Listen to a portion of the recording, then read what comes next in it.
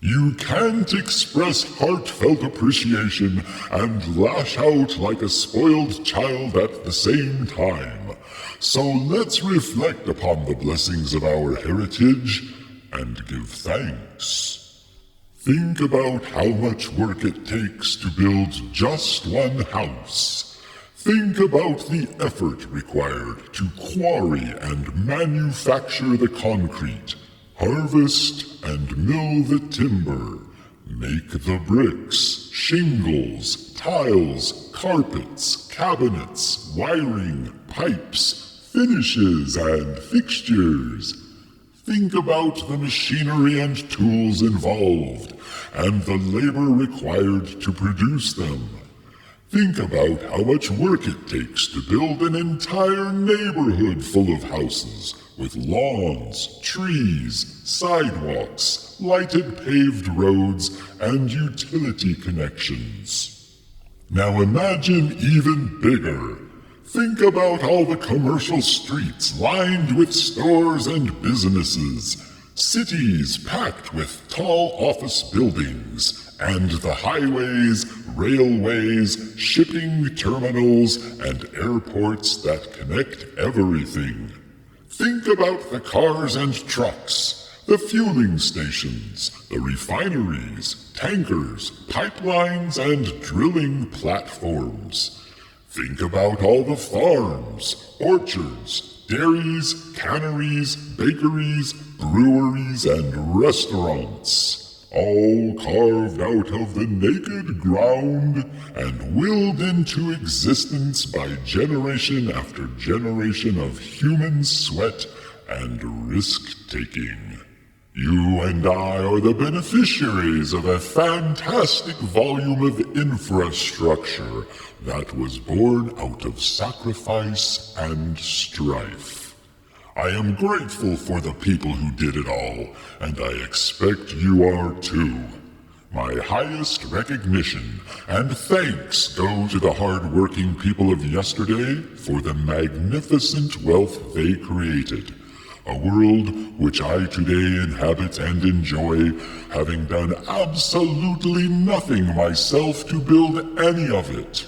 In this respect, I am one of the luckiest humans ever born, and so are you.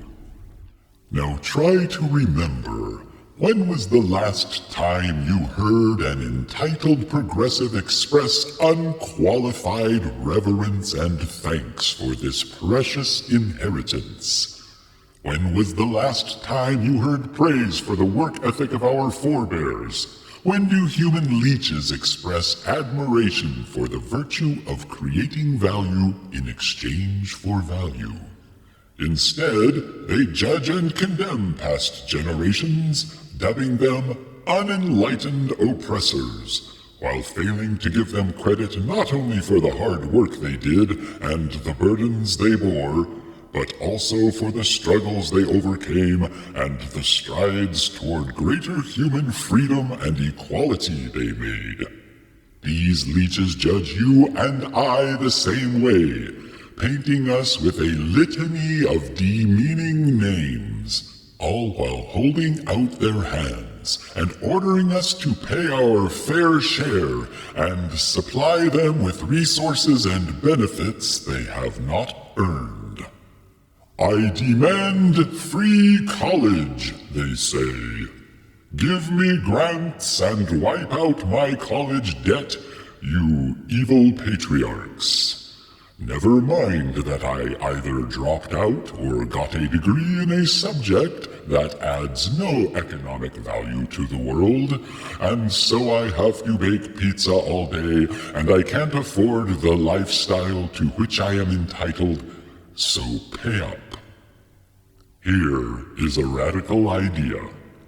Healthy human beings can and should take care of themselves to the full extent of their abilities, regardless of age. Kids, do your schoolwork and your chores or go hungry tonight. Same for you, Grandma and Grandpa. Having lots of birthdays doesn't entitle you to a free ride if you are still capable of creating value. Here's another radical idea. Virtually every adult is capable of obtaining and applying marketable skills. People who obtain and apply marketable skills should be rewarded for the value they provide, and people who don't bother to obtain or apply marketable skills should also be rewarded for the value they provide. That is equality. But equality is not what progressives and wealth redistributors want. Power is what they want, and when they have power, they use it to force you and I to work and contribute on their behalf and on behalf of their chosen others, whether we want to or not. And who are the chosen others? They are the human leeches who supply the votes that give the corrupt politicians the power to bleed you of your time and resources. That's who. It is a malicious feedback loop that foments an atmosphere of political stink. Can it be ventilated? Never fully. It can only be mitigated. That is the nature of the world we live in. It smells. Least worst is the best we can do. But you already know that. Gratitude is the nutrient that builds strong and productive ties through the generations. When gratitude is overtaken by entitlement and belligerence, then people suffer. There is nothing progressive about suffering. So I propose we stop calling these leech people progressives and start calling them ingrates or bloodsuckers. Anything but progressives. That's their word. And like most things they say, it's the opposite of reality.